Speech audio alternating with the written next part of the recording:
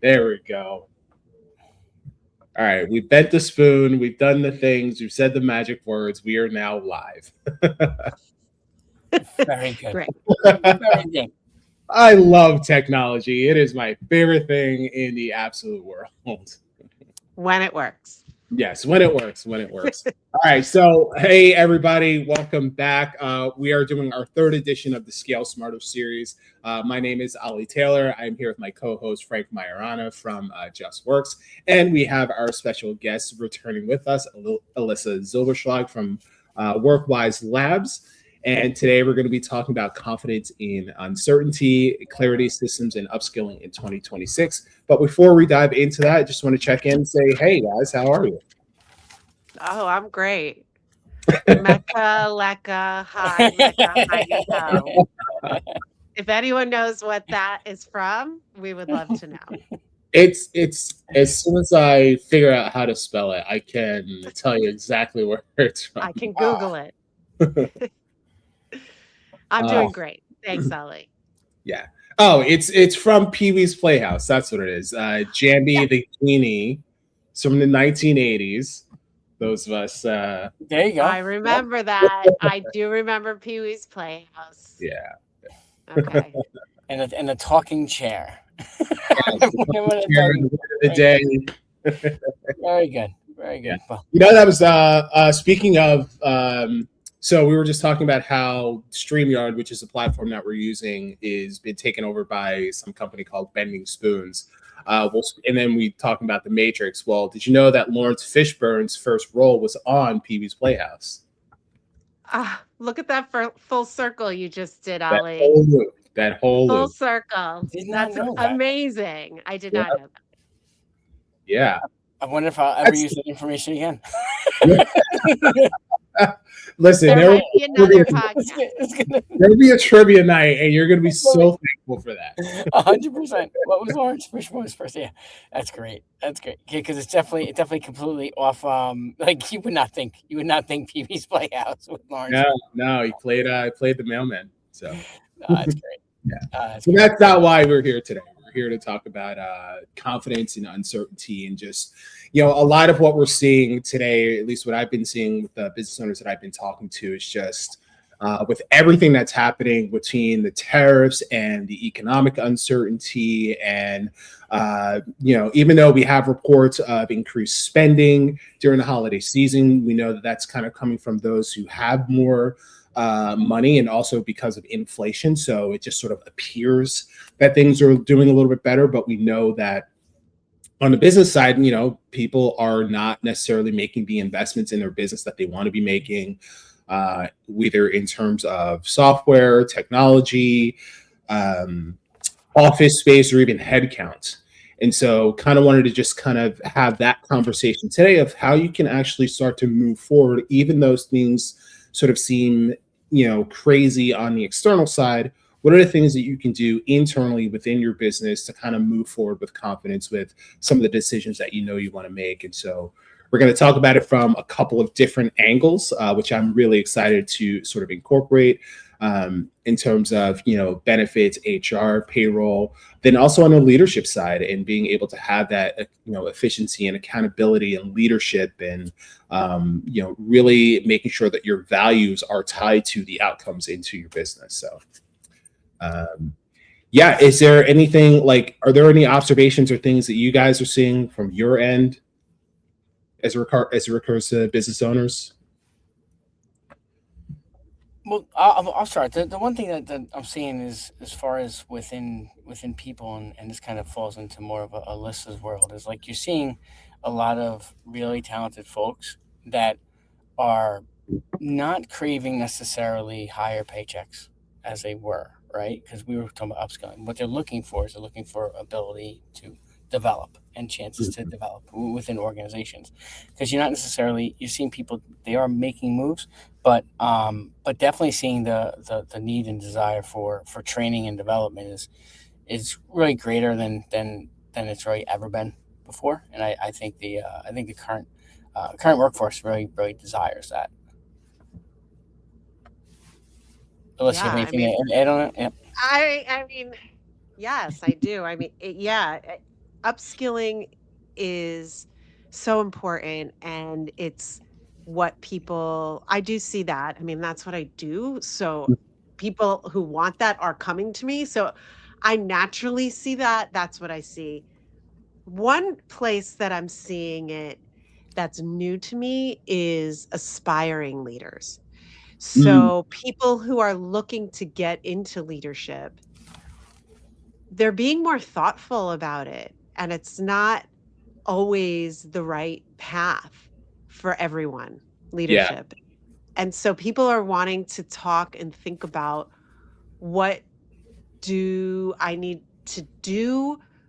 How do I need to think? How do I need to act to get into a leadership role? And I've had people in leadership roles who are saying, I don't think this is for me.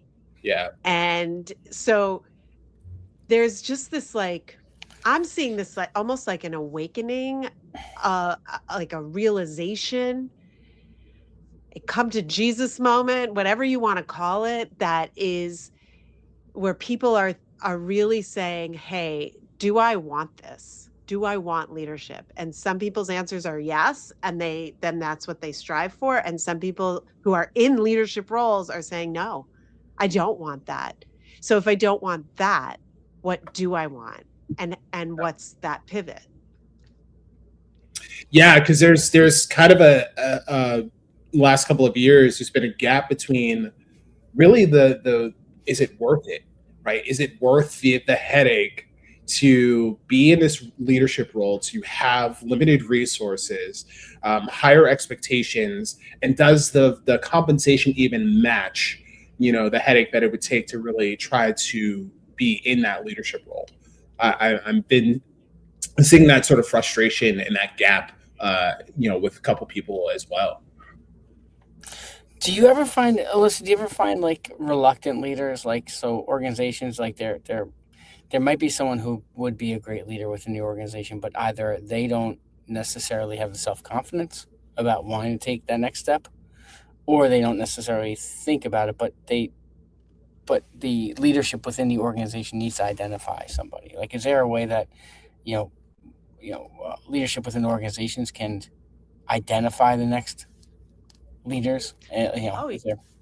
yeah. I mean, that's succession planning, and that is part of any organization needs to have that. It needs to have levels for people to grow into, so that it's more transitional than a, like, just, throwing someone dropping someone off a cliff into leadership. I mean, that's kind of what it Oh, is. Yeah, yeah, and you're free falling and you're like, I don't know what to do here. Like, I know how to do my job, but and that's why I got promoted, but Mhm. this is no longer my job, is not to do the job anymore. My job hmm now is to manage people. And if you don't, that's what leadership is. It's managing people, it's managing direction. And yeah, yeah, it can be really scary. And I actually had a great conversation with a client the other day. She is starting a new business. Mm. And so she's running like a pilot right now. And she's scared, and she doesn't have confidence, and she's worried, but she's doing it. And I said to her, like, one of the things that came out of it, and I didn't realize that this was going to land the way it did. Sometimes you say something to someone and they're like, "Well," you blow their mind, and I didn't think I was going to blow her mind, but I did. And I like when that happens. I love giving people aha moments if I can. What I said to her was, "Well, you get to be brave because you're scared." And Mm. she had never thought of it from that perspective. And that bravery, when you overcome that fear because of bravery and you take action, that's what leads to confidence. Yeah, yeah. And Often, I'm sorry. Go ahead. no, No, being scared, I was just going to say, being scared I'm not talking about the fear of, well, I mean, it's this fear we've all had and we've all overcome. So the fear of the first day of school, the Mhm. fear of, for some people, it's like rappelling off a cliff, or the fear of jumping out of an airplane. The second you move past that fear, all of the sudden, it's fine. Yeah. And so when you remember that feeling, that the fear, it's just part of life, and it's part of all of the good things, that fear. And you have to be brave, and the bravery leads to action, and the action leads to confidence. It's fear, bravery, action, confidence. That's it. Yeah. Yep.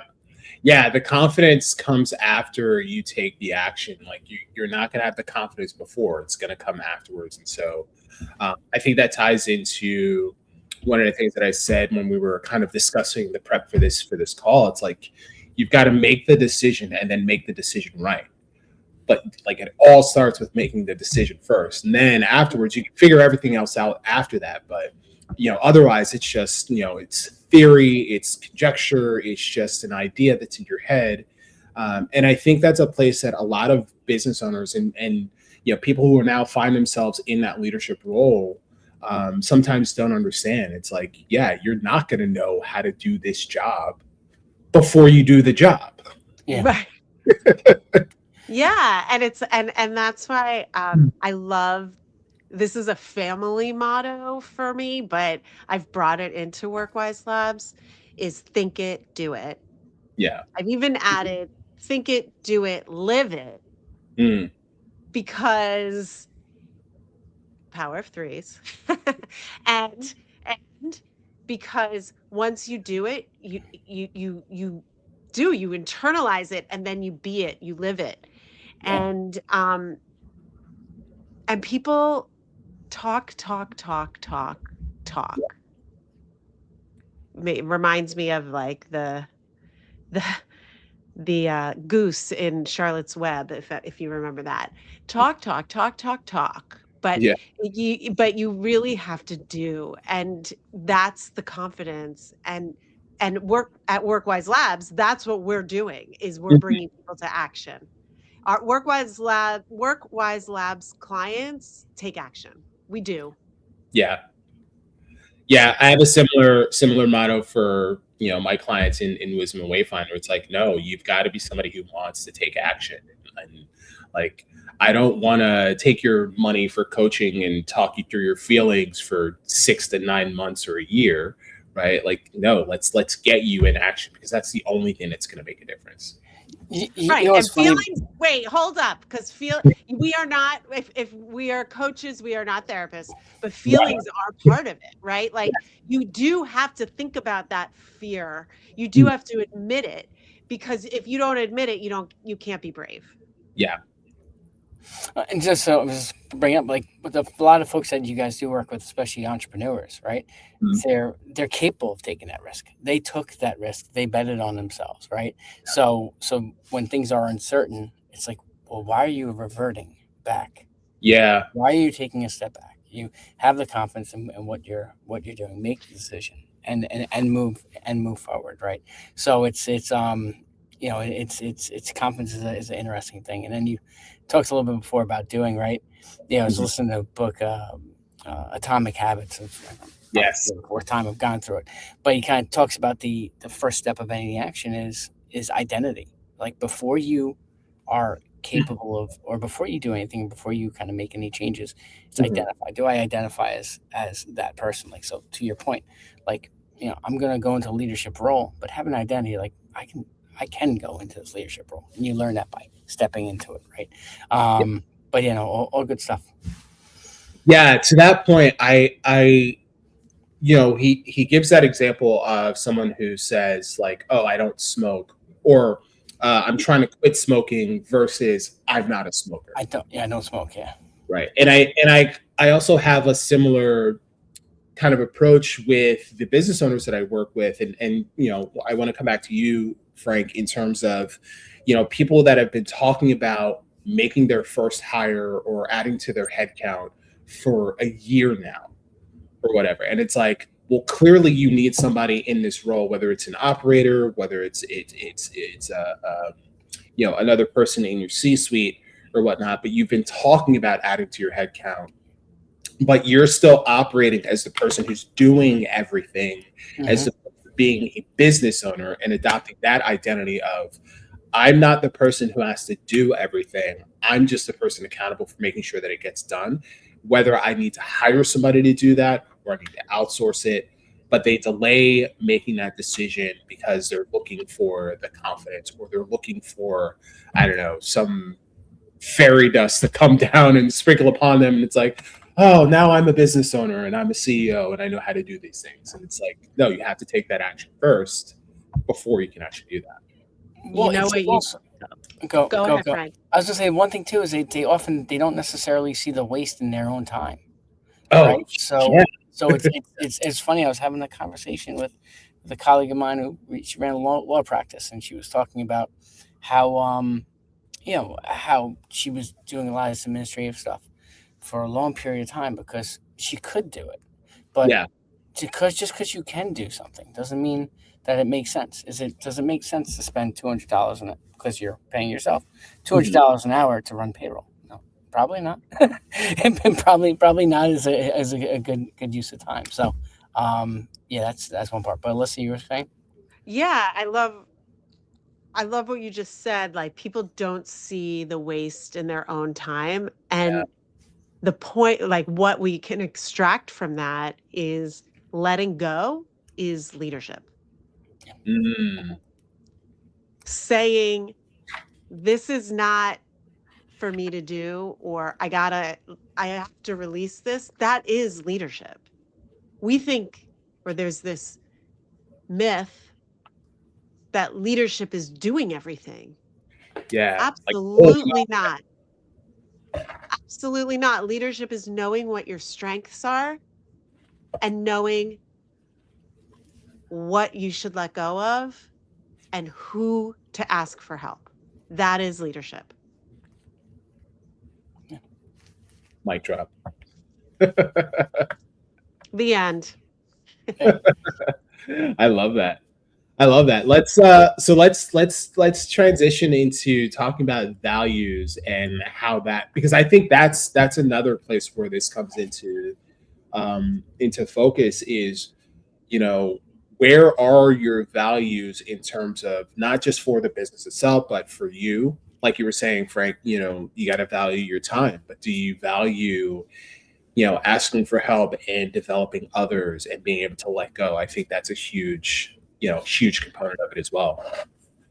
Yeah, well, we were kind of talking about before, like as far as your culture and your values, like what your organization is about, the why, as Simon Sinek would say, like the why of your organization. You have to know that, because that's going to be able to kind of guide you wherever you go, and you want to make sure that you have that in place, and then be able to kind of build around that. Whether as kind of working with you, Ali, right? Like, organizationally, how do I optimize? Well, I have to know where I'm headed. So I think the values, or that piece, is what's most important. You hire to those things. Like, let's say something like grit is important, or let's say customer service, or like caring is important, or empathy is important. These truly important values for your organization. They need to be part of your hiring process. They need to be part of your onboarding process. They need to be part of who you are as a company. So you need to identify those things. And identifying values is such a core piece of any group that's operating. What is driving that group? And there's different types of values, and I want to just differentiate between core values and aspirational values. Core values are those values that really guide you. They are who you are. They are what your business is. If you took one of those away, that would no longer be you. And aspirational values are where you want to be. And it's important to be very clear about who we are and who we want to be, and that the way that you use those core versus aspirational values are there. It's different the way you use those kinds of values. So differentiating between core and aspirational is also an important piece. Yeah, I think back to there was like a Tylenol recall back in like either the 80s or Yeah. 90s. I just watched like a documentary about that. Oh yeah, About okay. the person who put the whatever. Okay, they like poisoned Tylenol. Yeah, and people were dying. It was like on Hulu or something. Okay, go ahead. Yeah, yeah. Not related to any current Tylenol No. issues, but I remember it was used as an example of core values, right? Because they had to pull all of their product off the shelf, and I think they lost, a lot of money or whatever, but they gained it back in terms of just being able to do the right thing. And I remember the example that was given was, how did, to the CEO, like, how did you make that decision to pull all this product off the shelf? And I think the answer that they provided was, well, it's easy because we decided a long time ago that this is who we were, right? That this is how we were going to handle this if it ever came up. And so I like to your point about core values, like this is who we are. You have to decide who you are long before you ever get into a situation where you're going to be confronted with that, because that is 100% what entrepreneurship is being confronted every day with who you say you are and then who you actually are when different situations arise. And so if you're not very clear on that, if you're not very grounded on that, you will eventually shake or fall apart when those circumstances, and it is a when, not an if, when those circumstances arises that really test you.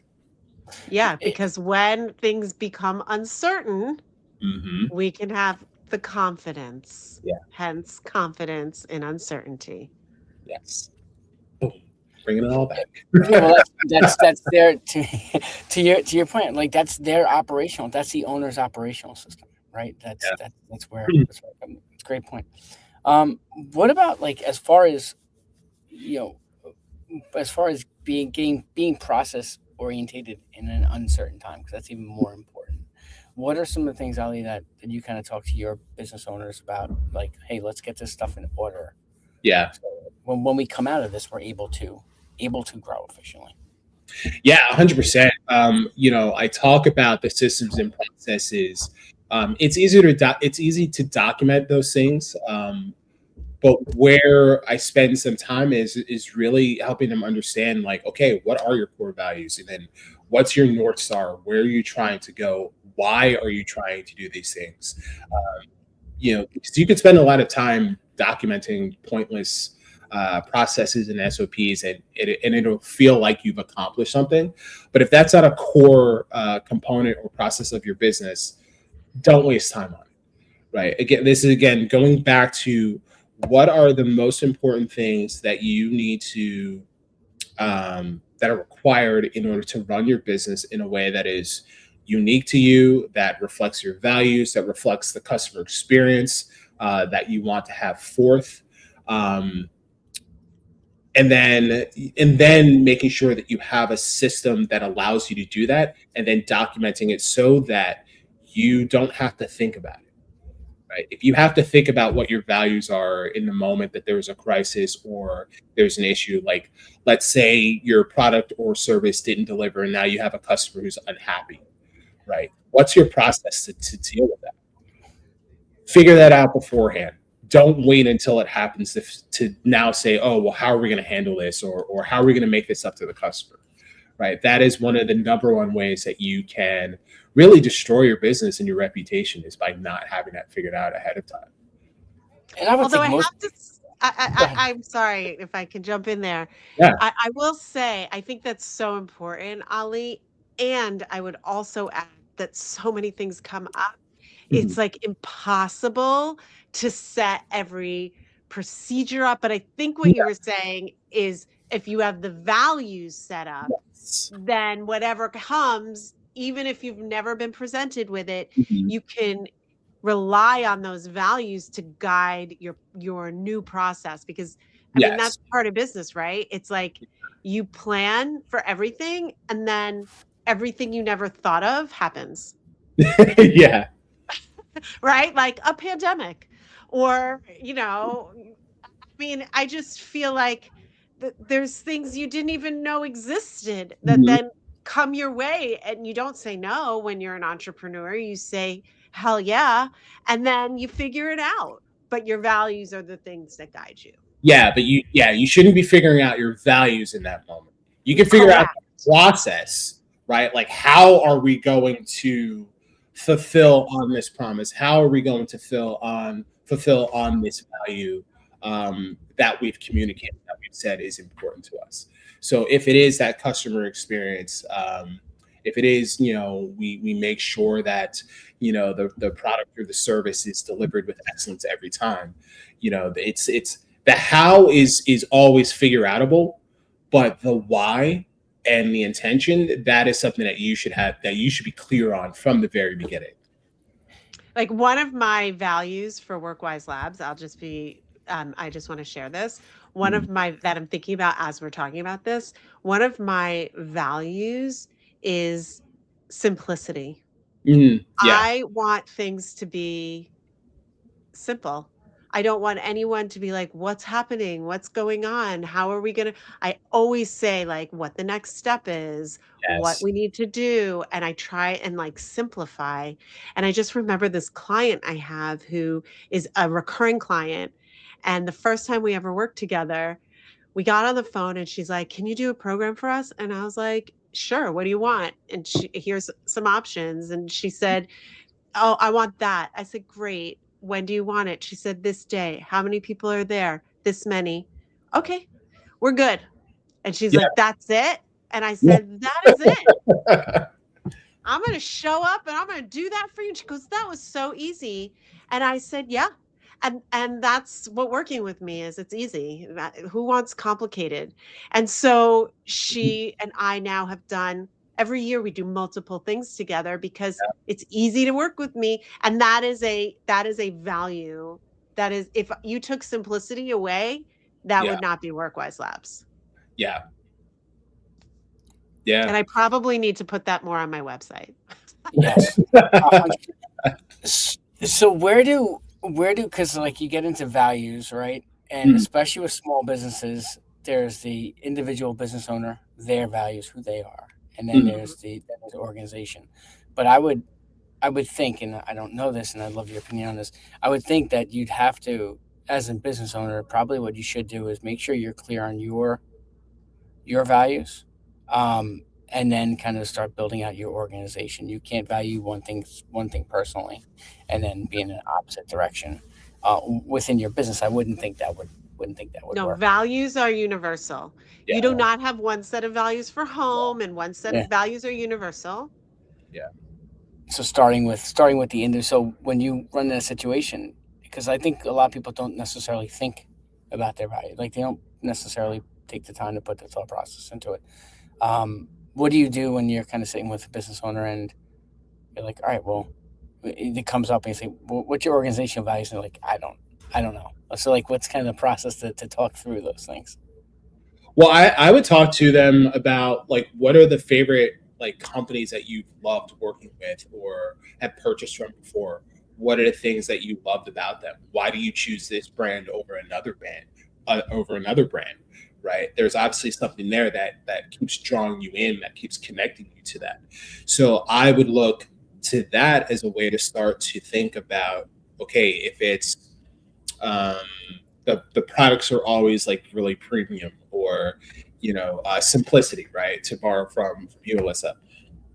It's if that's something that you really enjoy about all these different brands that you work with, and that's a common thread, then that's probably something that you really value for yourself and want to infuse into your business. And another way to know what your values are, and I've given this exercise to clients, what pisses you off the most? Because when you get really upset about something, it's because one of your values is being kicked. I like So that. I had a client who his first assignment when I was coaching him, and we were talking about values. He was a new manager. He was running a new department. And I said, what are going to be the values of your department? He's like, I don't know. I was like, okay, your first assignment, for the next week, because I met him weekly, for the next week, every time something really pisses you off, I want you to make a list. So he came back to me the next week and he's like, oh man, do I have my list? And he had this long list, and it was great because from that list, we were, okay, what upset you about this? Oh my gosh, they were so inefficient. They were doing 8 million things and all they needed to, okay, efficiency, right? That is definitely a value, and it was really a value of his. And as we went through it, we were able to identify like 3 or 4 things that were like patterns, repetition. Like every time there was inefficiency, he was pissed. Yeah. So that's another great way to identify values. Yeah, that's probably actually a more efficient way to get to that, is one of the things that piss you off. Yeah, because you know what? As humans, we focus on the negative. We can't even help it. I mean, I'm a really positive person and I focus on the negative all the time.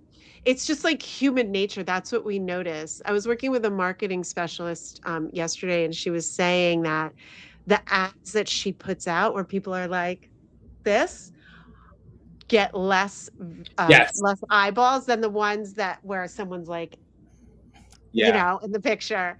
Look at the news. Look at the news. Going further. No, get further. Okay. Drop mic. There isn't like 2 hours of like feel good stories. Like it's not. That's right. It's just, yeah. Look at the news. Oh, well, that was depressing. Let's not look at the news. another direction. Yeah.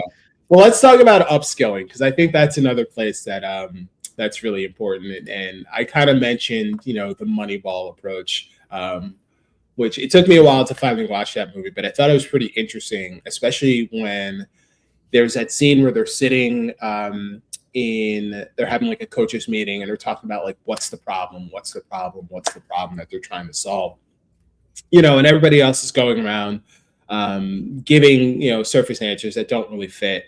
And it all comes down to, it's like, the Yankees had a budget of X number of dollars, and then their team didn't have that budget. So they're trying to figure out how to close the gap between, this team that has, this major budget, access to all these A players. And it's the same thing that a lot of, small business owners have to deal with, in terms of, okay, you have these big players that are in this space. Now I'm trying to jump in to offer that same service, maybe to a different segment of, the industry that may not be serviced by these bigger players. But how do I close the skill gap to be able to service them either at the same or maybe even better than some of these bigger players? Do you guys have any insight that you can offer in that regard to anybody? I mean, when you're smaller, you get to have more one-on-one. It's much more personalized. It's much more customized, case by case. And this Moneyball, I actually am using that clip in a training. I literally just downloaded that clip yesterday and I'm using it in a training on problem solving, because it's when you really know what the problem is, the real problem. People solve for the wrong problem all the time. All the time. The first thing people say when they come into a coaching session is not the thing that we end up working on. No, it's usually like the third or fourth thing. Yeah. After you've stripped away all the BS, responses, and it's not BS on purpose. It's like, no, it's just that we tell ourselves stories, and like when we get to the truth. Yeah. Yeah. So upskilling is about getting to the truth of what you really need. Yeah. And every company's different, right? On what that path is, right? Some of it is formal training, some of it is mentorship, some of it is offering like a more robust element. Like there's a number of different ways of getting there. But to your point, it's identifying what is the gap? Like what is the gap between my A and my B? Why does that exist? And then like, is it is it necessarily that my A's are these phenomenal individuals and my B's are not? Usually not. Usually there's a difference in going back to atomic habits, right? There's a difference in your process. There's a difference in what you're doing on a daily basis. That A is typically doing something different than that B is doing, and you want to identify that, and that's a way of looking at it. Yeah, and they're different people, and building relationships, and I mean, I just don't want to underestimate the importance of relationship building in leadership and upskilling. Knowing what someone needs comes from being in a relationship with them. I'm talking a work relationship that's authentic and real. And it's a holistic thing. People come to work and they're people, Yeah. right? They're not robots. Yeah. And so they have, there's all these different there's so much to people. Yeah, I'm not a parent. I know both of you are. And so I would, ask you, like, I know like you have different children and they have different needs. Yep. Completely different. They do. Completely different. Yeah. And you're the same parent, but I mean, it's kind of like, the difference between equality and equity, right? Like equality is giving everyone the same thing. Equity is giving people what they need. Like that's, you do not, I do not, I'll speak from the I do not parent from an equality perspective. I parent from an equity perspective. And my kids don't always like that, but some people need different things, and I will say, I always caution drawing that parallel between leadership and parenting, because I don't want to infantilize No. employees. They're all adults and everything, but you can say you have to give each employee what they need rather than giving everyone the same. Yeah, there's a leadership element to it. Like you're a parent, you're a leader in that, you're leader or leaders in that household. That's your response. Yeah, absolutely. Yeah, I can tell you that the worst job that I ever had is the last time that I ever worked for somebody. I literally jumped off the cliff and built my plane on the way down and never looked back. But it was the experience of having an expectation put on me that I required the same things, that I needed the same things as somebody else, like the way that they expected me to show up or to work or to interact, or the things that they wanted to provide me. And it's like, well, no, I don't need that. Like, I'm actually pretty independent. Like, these are the things that I'm asking for. And then not getting those things, even though I was clear, like, no, this is what I need. I don't need that, or I don't want that.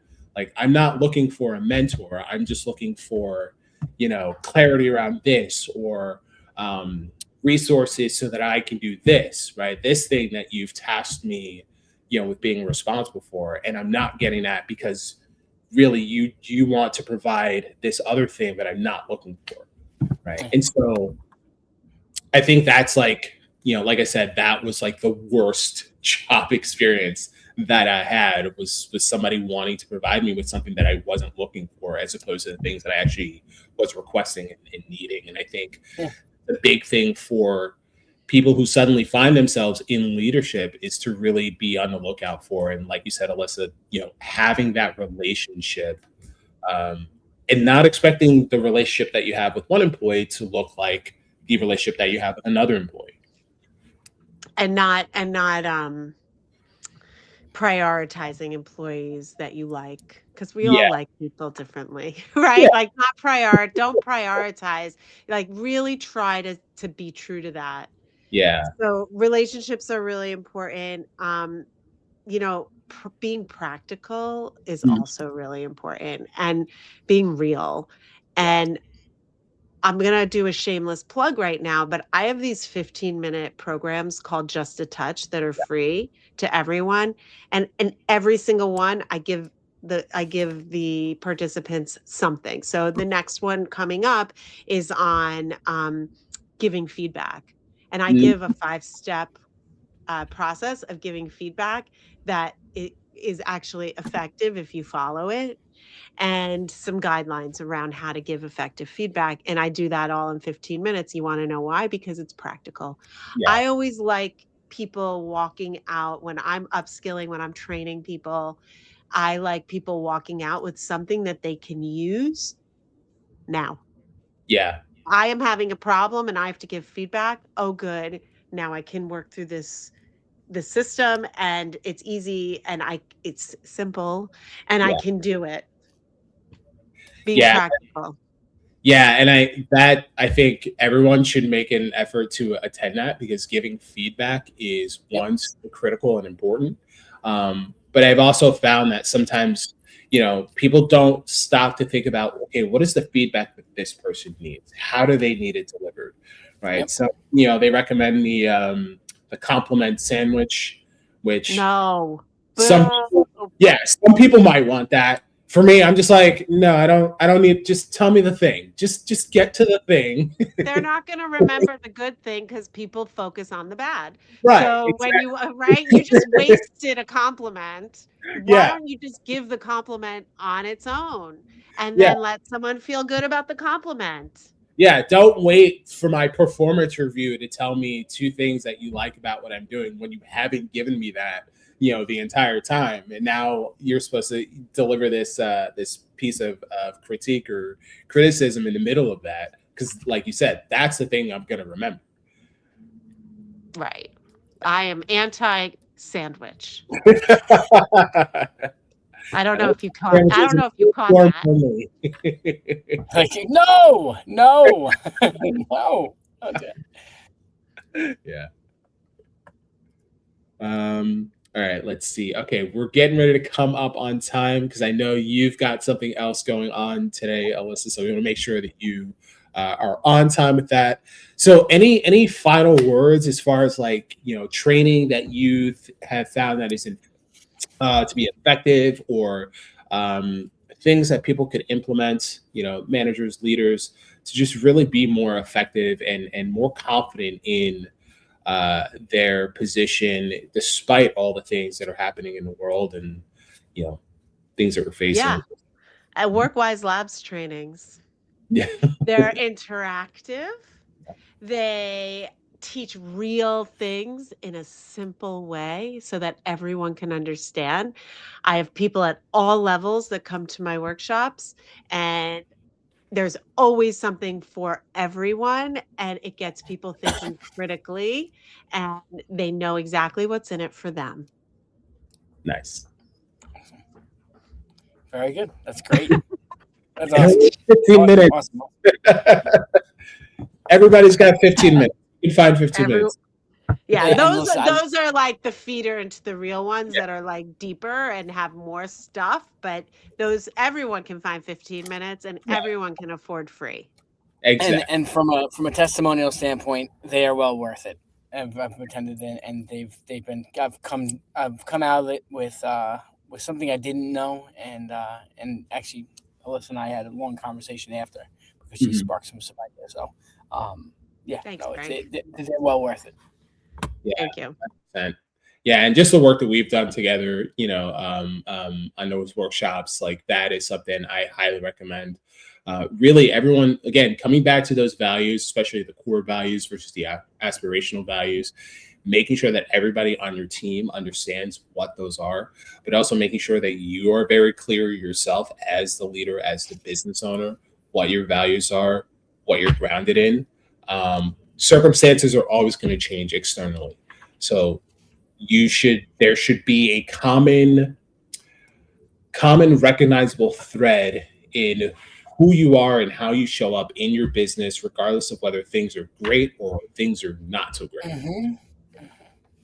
And then of course, one more thing, Frank, to have that confidence, you have to have the fear. Yes. Which brings you the bravery, which makes you do the action, which makes you feel confident. Yeah. And it's just funny. You talk about leadership, right? You talk about consistency. Like, good leaders are consistent. Good leaders are not someone one day and then someone else the next. They aren't a tyrant one day and your best friend the next. They are kind of who they are, and they can be also like they can be more direct, more forward. They could be more empathetic.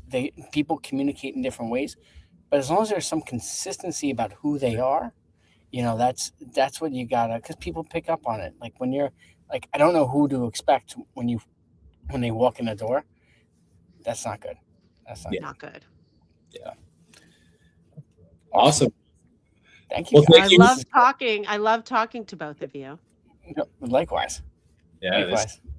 I was so excited for this conversation. So I was, when this all kind of came together, I was like, oh, this is the perfect compliment to all three of us and like what we do, how we work, and so yeah.